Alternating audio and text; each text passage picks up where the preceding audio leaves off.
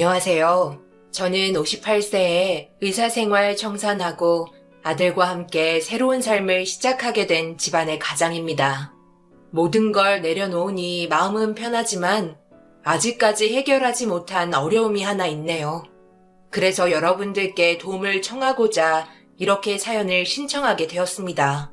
제가 삶을 변화시키려고 결정하게 된 건 하나뿐인 아들과의 문제 때문입니다. 지금은 그래도 많이 회복되었지만 얼마 전까지만 해도 좋지 않은 몸 상태 때문에 고생을 많이 했었거든요. 소중한 사람이 제 품에서 떠났다는 걸 두 눈으로 보게 된다는 건 생각하기도 싫을 만큼 정신적인 충격이 너무나도 큰 것 같습니다. 곁에 있을 때는 당연하게 생각하고 저에게 주어진 일이 우선시했었는데 막상 예상하지 못했던 현실에 부딪히니 아무것도 할 수 없었습니다. 지금으로부터 1년 전으로 거슬러 올라가 오래간만에 가족이 함께 모여 외식을 하게 되면서 이야기는 시작됩니다. 아들은 법적으로 공부를 하고 있었고 제가 원하는 기준에 도달하기 위해 밤낮 없이 열심히 준비하고 있었어요. 요즘 하는 일은 잘 되고 있어? 그래도 남들 보는 시선도 많으니 정신 똑바로 차리고 열심히 준비해서 좋은 성과를 보여줘야지. 당신은 오래간만에 함께 모여 즐겁게 외식하는 자리에서 꼭 그렇게 말을 해야 되겠어요? 자주 시간이 나는 것도 아닌데 이럴 때만큼은 그냥 딱딱한 얘기 말고 어떻게 지내고 있는지, 어디 아픈 곳은 없는지 여러 가지 일상적인 말들 있잖아요. 내 아들이 잘 됐으면 하는 바람에 물어보는 건데 뭘 그렇게 예민하게 받아쳐? 나는 말도 못해? 그래, 그럼 어디 아픈 곳은 없고 컨디션 조절은 잘하고 있지? 얼굴 보니까 크게 문제가 있는 것 같지는 않구먼. 너 몸 네가 잘 간수해야 한다. 그것도 실력이야. 네, 아버지. 잘 알겠습니다. 딱히 몸에 문제가 있는 것 같진 않은데 요즘 많이 피로하긴 해요. 밤낮 없이 열심히 공부하다 보니 그런 것 같아요. 그런데 최근 들어 약간 속이 메스껍고 헛구역질이 올라오려고 하는 것 같아요. 밥 먹고 앉아만 있으니까 그렇지. 너 저번에 봤을 때보다 살이 급격하게 찐 것 같다. 바로 앉아서 공부하지 말고 하루에 한 번씩은 운동하면서 몸 관리를 해야지. 내가 이런 것까지 일일이 신경을 써줘야 하는 거야? 제발 잘 좀 하자. 열심히 공부하는 건 좋았지만 그렇다고 운동도 없이 몸을 방치하는 게 마음에 들지 않았어요. 잠깐의 시간을 내어 뜀박질이라도 했다면 크게 살이 찌지 않았을 것 같은데 그렇게 하지 않고 있는 모습에 한심해 보였습니다. 운동을 하지 않으니 체력이 좋지 않아 피곤하게 되고 소화도 잘 안 되는 거라며 외식하는 자리에서 싫은 소리 몇 마디 하게 되었습니다. 남들의 기대와 시선을 항상 예민하게 받아들이고 밉보이지 않기 위해 하루를 최선을 다해 살아가는 버릇이 몸에 배어 제 아들도 그렇게 하길 원했어요. 그렇다고 제가 살아오는 방식이 잘못됐다고는 생각해 본 적 없었습니다. 타인이 우러러 볼 수 있는 대상으로 남아있다는 건 언제나 좋은 거라고 아들에게 입이 닳도록 얘기했습니다. 많은 사람들의 육아 방식이 천차만별이지만 저에게 아들은 어딜 내놔도 최고가 되는 걸 원했었어요. 그래서 반에서도 1등을 놓쳐본 적 없을 정도로 제 기대에 정말 많이 부응했습니다. 하지만 시간이 지날수록 만족한 결과를 가져오지 못했어요. 그래도 포기하지 않고 자신의 목표를 위해 달려가는 모습에 묵묵히 지켜보았네요. 아내는 이런 저의 모습이 마음에 들어하지 않았고 이 문제로 다툼까지 일어났어요. 외식이 끝나고 아들은 또다시 공부하러 돌아갔고 아내와 단둘이 자리를 옮겨 카페에서 대화를 이어나갔습니다. 저는 의사 생활을 했지만 아내는 사업을 운영하고 있었어요. 대표로서 전국 방방곡곡을 두 발로 뛰어다니며 열심히 일했고 성공적인 사업을 유지하면서 많은 재산을 모을 수 있었습니다. 내가 항상 얘기했지. 만날 때만큼은 그래도 힘이 되어줄 수 있는 격려를 해주라고. 왜 말을 안 들어? 그런 게 자만이 될 수도 있는 거야. 지금은 준비 단계잖아. 나중에 결과가 좋아서 검사가 되면 그때 좋은 말 해줘도 늦지 않아. 내가 좋은 말 해주면 우성이 걔가 더 힘이 될 것 같아? 부담만 더 안겨주는 꼴밖에 안 돼. 그런데 내가 왜 이런 말을 당신한테 해야 하는지 전혀 모르겠네. 당신도 집에 소홀한 건 마찬가지잖아. 개인적으로 우성이와 만날 수 있는 시간이 돼? 안 되잖아. 이리저리 사람들 만나러 다니느라 아들은 뒷전이면서 당신이 지금 엄마 노릇을 엄청 잘하고 있다고 상당히 착각하고 있는 거 알지? 전화 한 통 제대로 하지도 못하면서 나한테 이래라 저래라 하지 마. 그래도 나는 최선을 다해 전화나 문자 남기려고 노력하고 있어.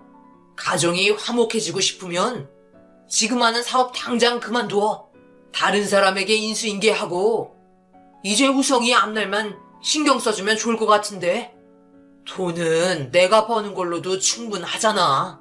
그 사업에 꼭 그렇게까지 매달려야 되겠어? 당신이 뭘 한다고 그래?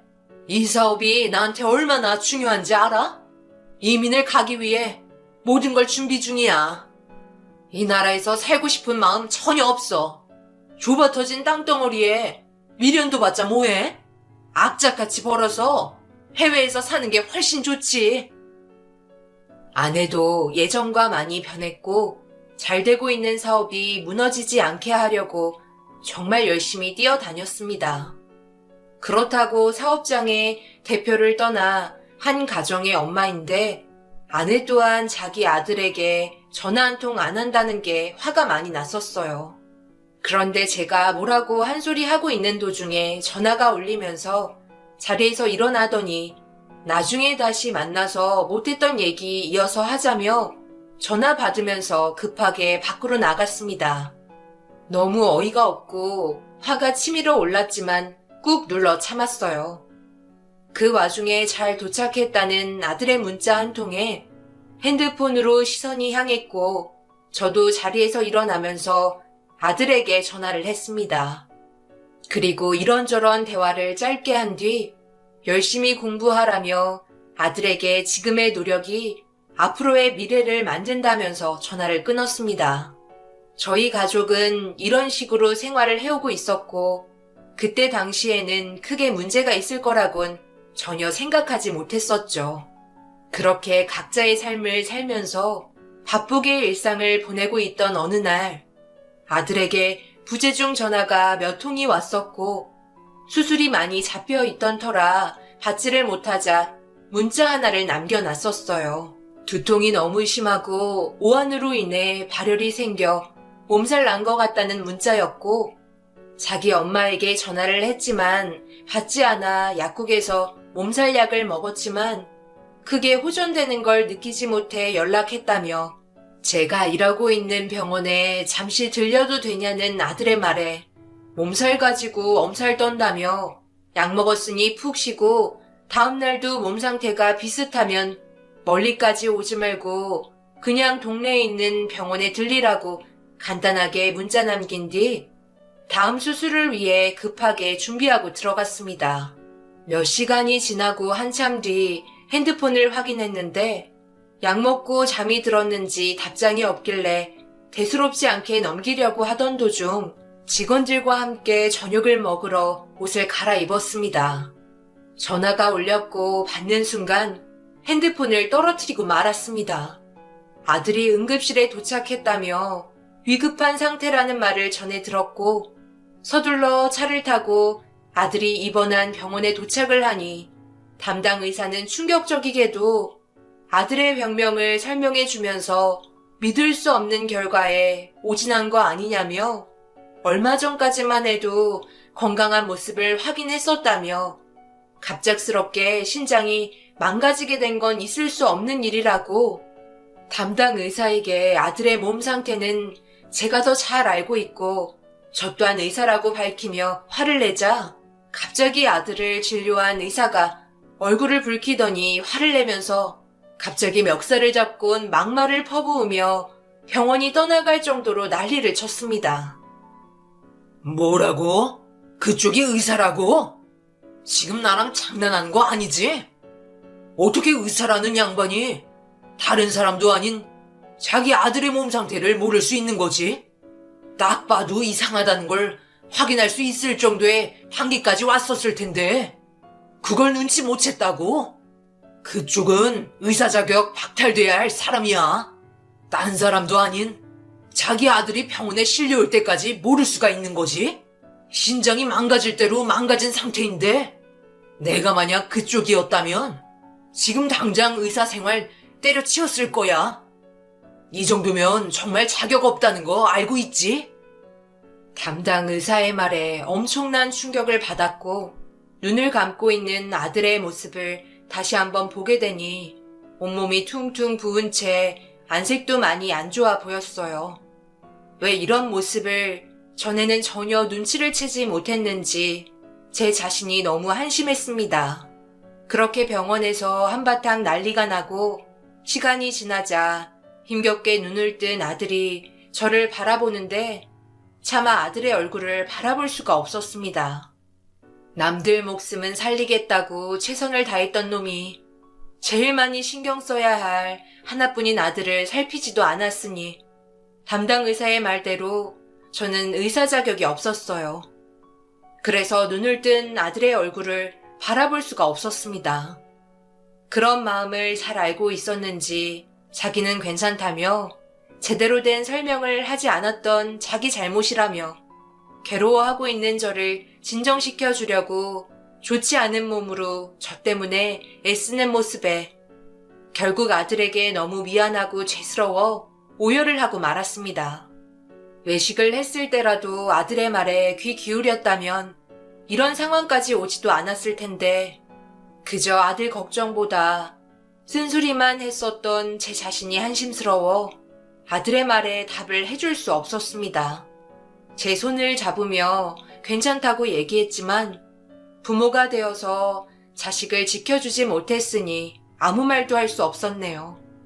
뒤늦게 소식을 접하게 된 아내가 급하게 병실로 들어왔고 누워있는 아들을 보자마자 털썩 주저앉더니 오열을 하면서 제 멱살을 잡았네요. 그리고 온갖 욕설을 퍼부어대며 아들이 이렇게 된 게 전부 제 잘못이라고 화를 냈습니다. 당신이 이러고도 아빠라고 말할 수 있어? 의사면 뭐해? 제일 우선시해야 될 우리 아들 몸 상태 하나 확인 못하는데 당장 때려치워. 내 아들 잘못되기라도 해봐. 절대 가만두지 않을 테니까 알겠어? 무슨 말을 해도 귀담아 듣지 않고 흘려버리더니 이런 결과가 오고 나서 눈물 흘리면 뭐가 좋아져? 당신이 흘리는 눈물도 전부 가식 같아. 남들 시선만 생각하고 정작 자기 아들의 몸은 망가지고 있는데도 외식할 때 온갖 쓴소리는 다 해대더니만 이제 와서 아들 앞에서 오열하고 있어? 꼴도 보기 싫으니까 당장 나가. 당신한테 우리 아들 맡기고 싶지도 않아. 빨리 내 앞에서 사라지라고. 그러는 당신은 뭘 그렇게 잘했다고 떵떵거리는데?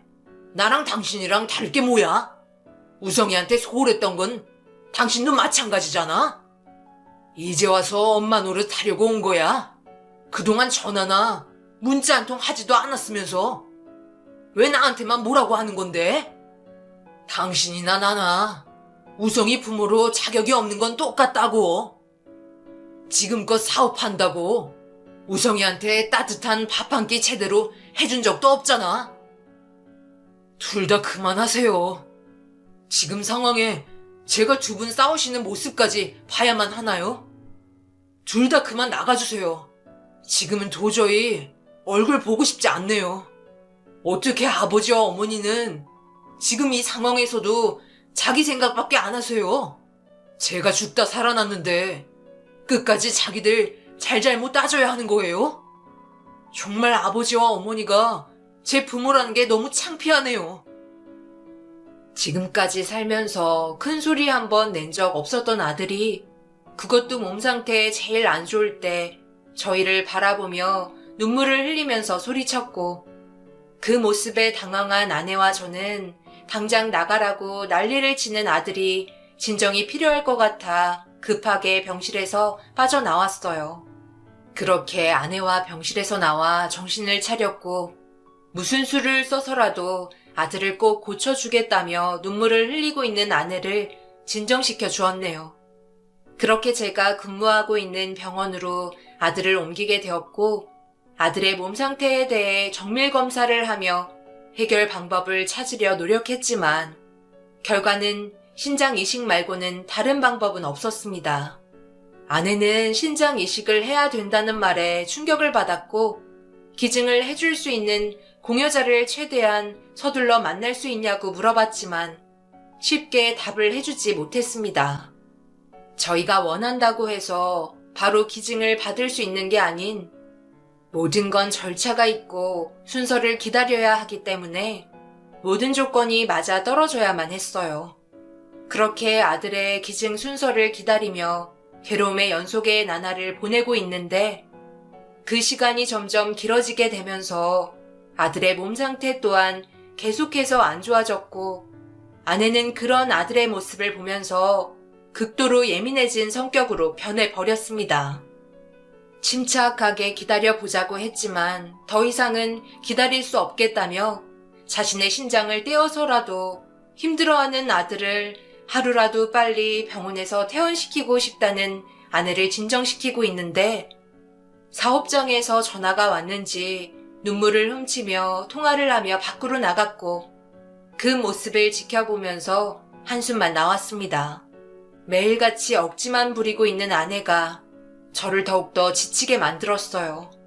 무작정 아들에게 신장을 주고 싶다고 해서 되는 게 아니기 때문에 쉽게 결정할 수 있는 문제도 아니었습니다.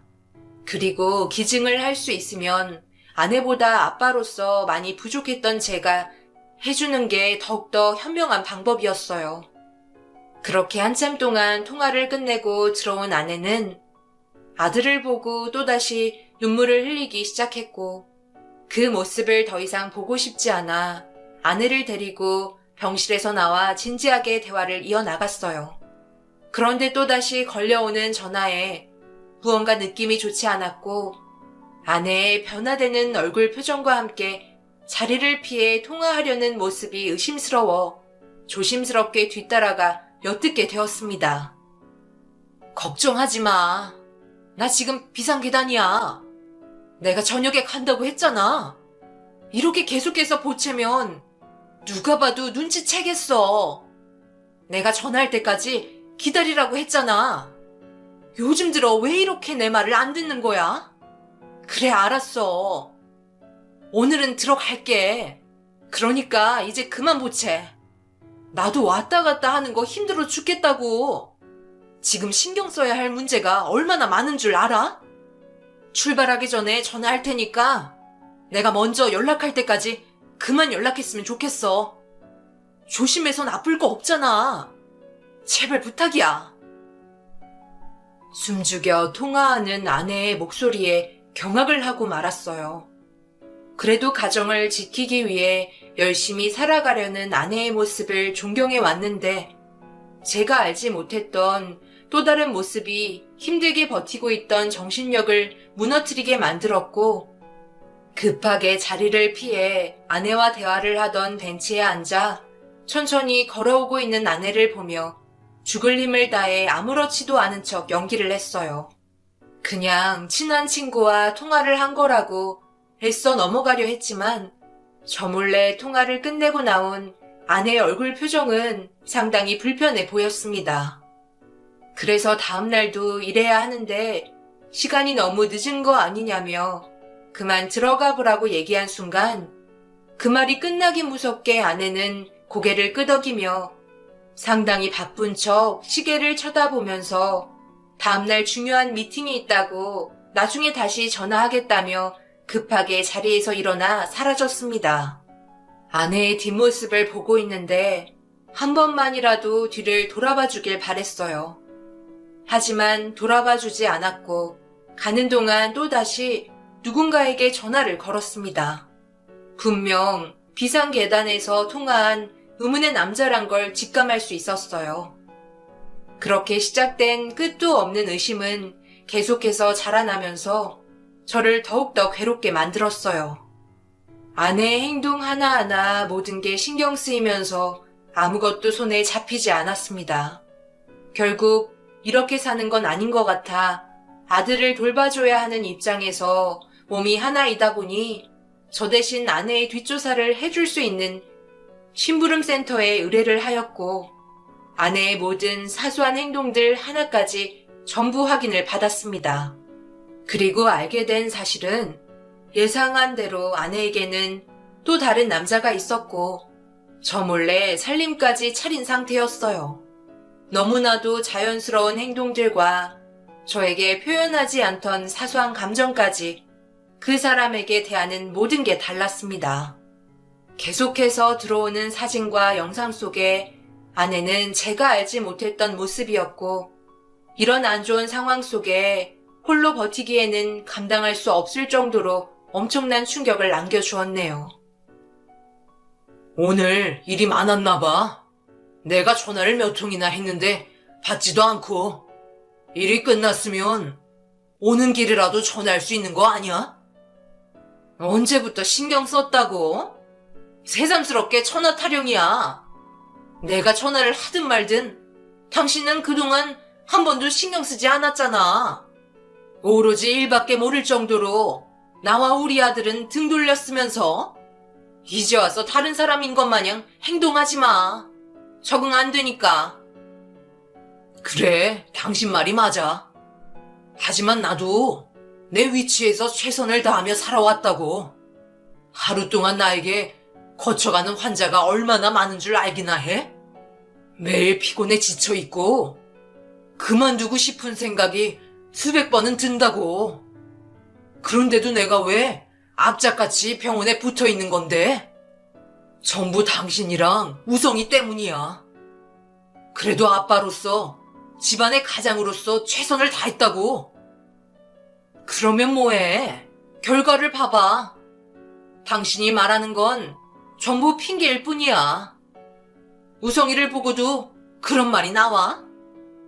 당신이 진정 아빠라고 생각했다면 가정에 이렇게 소홀히 하진 않았겠지. 나는 절대 당신을 용서할 수 없다고. 당신은 그럼 가정에 충실했다고 생각해? 나에게는 단 한 번이라도 진심인 적이 있었어? 당신도 나한테 떳떳하지 못하잖아. 뭐라고? 내가 왜 당신에게 떳떳하지 못하다고 생각하는 건데? 나처럼 열심히 가정을 위해서 뛰어다니는 사람 봤어? 그래, 당신처럼 정말 미친 듯이 열심히 뛰어다니는 사람 본 적이 없지. 나랑 우성이보다 사진 속에 있는 이 남자가 그렇게 좋았어?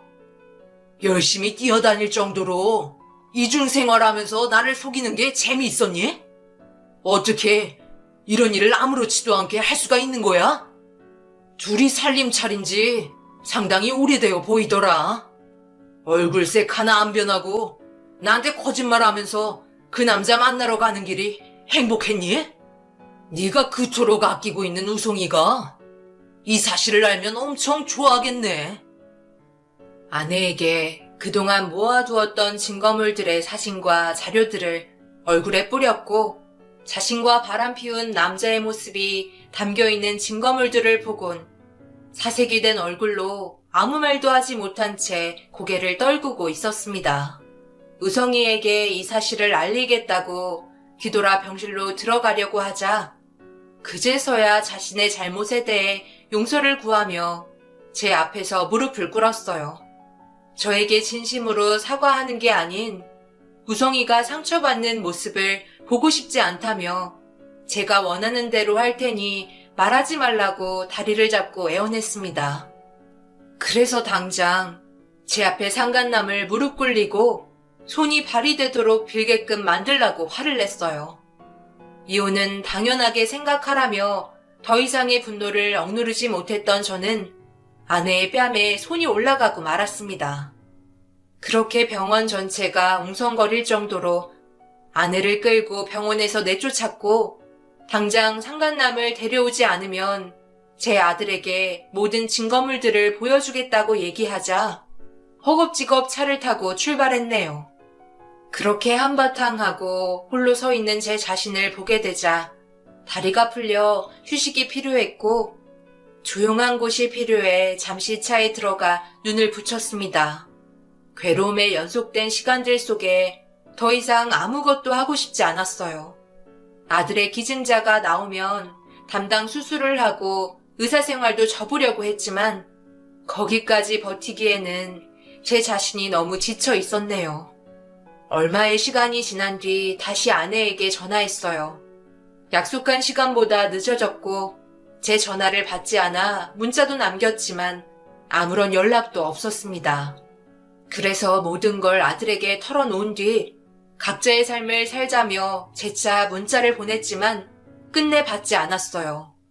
모든 걸 회피하려고만 생각한다는 자체가 용납되지 않아 아내를 용서해줄 마음조차 사라져 버렸습니다. 그렇게 차에서 나와 아들이 있는 병실로 걸음을 옮기는데 병원에서 갑자기 전화가 오게 되었고 수화기에서 다급하게 저를 찾고 있던 이유는 공여자가 들어왔다며 서둘러 제 아들과 맞는지 검사 진행을 해야 한다는 전화였어요. 예전과 다르게 의료 환경이 좋아진 만큼 혈액형이 불일치해도 이식은 가능하기 때문에 신장에 큰 문제가 없다면 웬만해서는 아들에게 기증을 할 수 있었습니다. 그렇게 서둘러 병원에 들어왔는데 충격적인 장면을 목격하곤 그 자리에서 걸음을 멈출 수밖에 없었네요. 들것에 실려온 사람은 다름 아닌 제 아내였고 심각할 정도로 많은 출혈이 있었어요. 관계자는 교통사고로 인해 실려왔다며 어떤 상황인지 알려주었어요. 이미 다른 담당 의사에게 배정된 아내는 급하게 수술실로 들어가게 되었고 반대편에서 저를 급하게 부르고 있던 같은 담당 의사의 손짓에 일단 방향을 틀어 저 또한 수술실로 향하게 되었어요. 우선적으로 수적 불일치가 존재하는지 조직 적합성 정도 그리고 혈액형 등의 기분에 따라 수술에 필요한 추가 검사를 시행하고 기증을 받아야 하기 때문에 공여자의 적합성 검사를 서둘러 진행해야만 했어요. 만약 여러 가지 조건들이 불일치한다면 다른 수혜자에게 넘어가기 때문에 모든 건 시간 싸움이었고 최대한 상태가 좋을 때 모든 일들이 일사천리로 끝을 봐야만 했습니다. 그렇게 공여자와 아들과의 조건이 맞는지 조사하기 위해 공여자를 확인한 순간 얼굴을 보고 온몸이 마비가 된 것처럼 움직일 수가 없었습니다.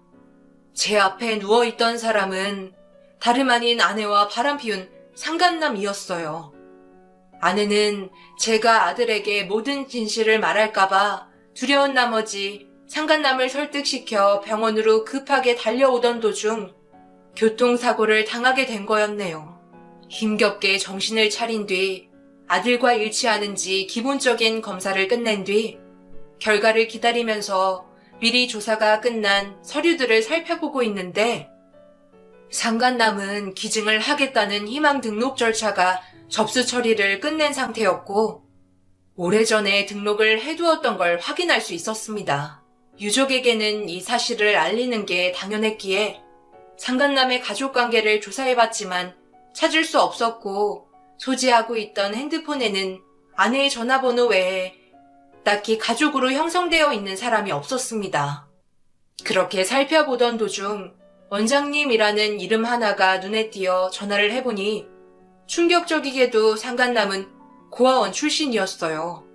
제가 놀란 이유는 아내도 고아원 출신이었고 예전에 몇 번 아내의 옛 추억 때문에 찾아간 적이 있었는데 그때 방문했던 고아원에서 함께 생활했던 남자라는 걸 알 수 있었습니다. 그리고 아내의 수술을 담당했던 의사는 저를 보자마자 고개를 흔들더니 미안하다는 말을 하며 세상을 떠나게 되었다는 결과를 알려주었네요. 아내와 그동안 살면서 밝혀지지 않은 무언가가 더 있을 것 같은데 세상을 떠난 아내는 아무 말도 없었습니다. 아내도 상간남과 마찬가지로 기증 희망 등록을 해둔 상태였어요. 하지만 교통사고가 크게 나면서 웬만한 장기는 손을 쓸 수 없을 정도로 망가져 있었고, 추가적으로 필요한 부분은 남편으로서 기증을 수락하게 되었네요. 그렇게 두 사람과의 관계가 어느 정도까지 깊었는지 알지도 못한 채 아내에게 제대로 된 변명도 듣지 못하고 떠나보내야만 했습니다. 그리고 이런 상황을 아들에게 알려주고 싶지 않았어요. 수술을 하게 될지도 모르는 상태에서 심리적인 충격은 위험한 결과를 가져올 수도 있기 때문에 이런저런 핑계를 댈 수밖에 없었습니다.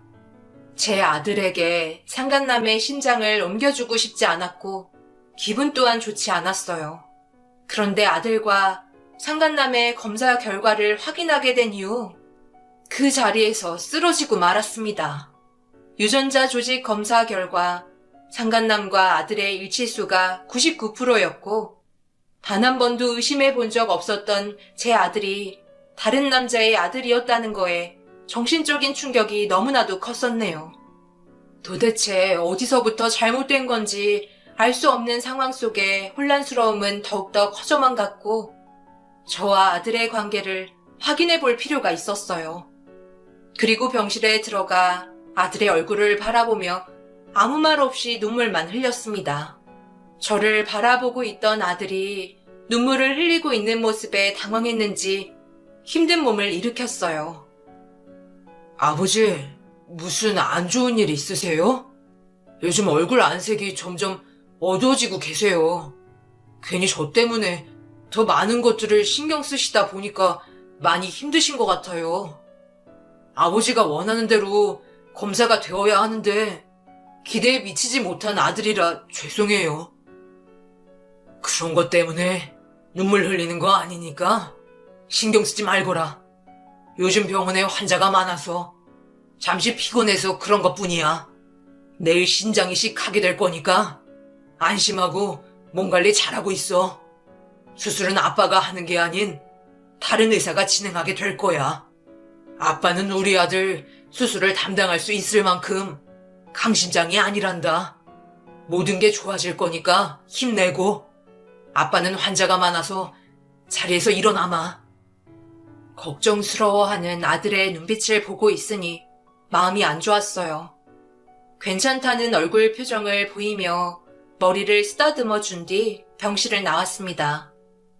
제정신으로는 환자도 볼 수 없을 것 같아 당분간 일을 쉬기로 한 뒤 아들의 수술만 잘 해결되길 기도했어요. 함께한 세월 한순간에 무너뜨리고 싶지 않았습니다. 그렇게 아들의 수술은 무사히 끝이 났고 회복도 상당히 빠르게 진행되었네요. 무균실에 있으면서 면역 억제제를 한동안 복용해야만 했어요. 완전하게 자리 잡힐 때까지는 시간이 필요했습니다. 그리고 그 기간 동안 저에게 주어진 서류 봉투 한 장은 제 마음을 떨리게 만들었고 조용한 곳에서 혼자 보고 싶어 차 안에서 서류 봉투를 뜯어 보았습니다. 떨리는 손으로 서류 봉투 안에 있던 유전자 검사 일치 서류를 살펴보는 순간 하염없이 눈물을 흘리고 말았네요. 아들과 저는 99% 불일치로 나왔고 긴 세월 동안 아내는 그동안 저를 속이며 살아왔던 거였어요. 아들이 병원에 있는 동안 알지 못하게 홀로 장례를 급하게 치러야만 했었는데 그때도 아내와 함께한 세월 허투루 보낸 적 없었기에 믿고 또 믿었습니다. 하지만 서류가 보여주는 진실에 더 이상은 버티기가 힘들었어요.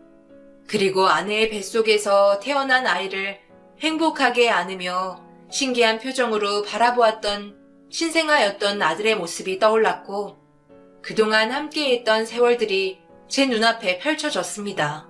모든 진실을 말해줘야만 했어요.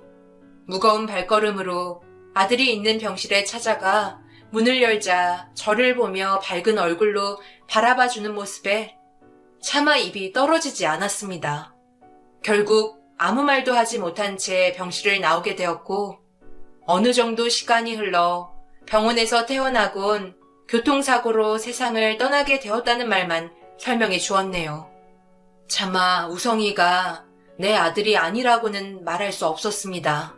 상간남과 아내가 세상을 떠났으니 이 모든 사실을 알고 있는 건 저뿐이었으니까요.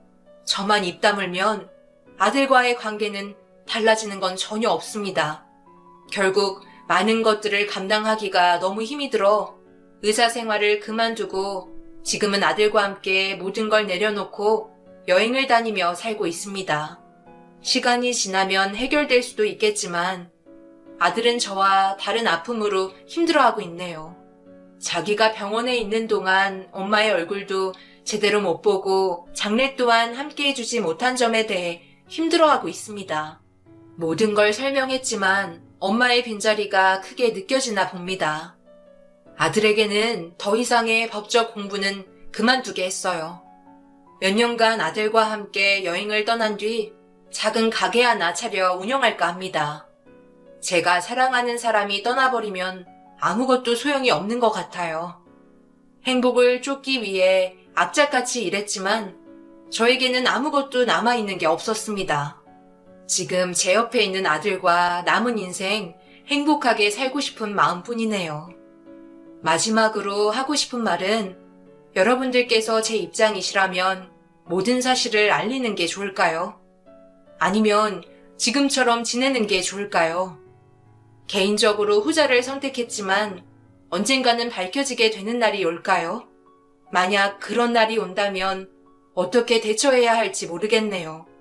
여러분들께서 관심을 가져주시고 조언을 해주시면 아들과 앞으로 살아가는 데 있어서 많은 도움이 될 것 같습니다. 해결하지 못한 답답한 마음 풀어주시길 간절히 원합니다. 제 사연을 들어주신 분들 오늘 하루도 힘내시고 행복하시길 바랍니다. 감사합니다.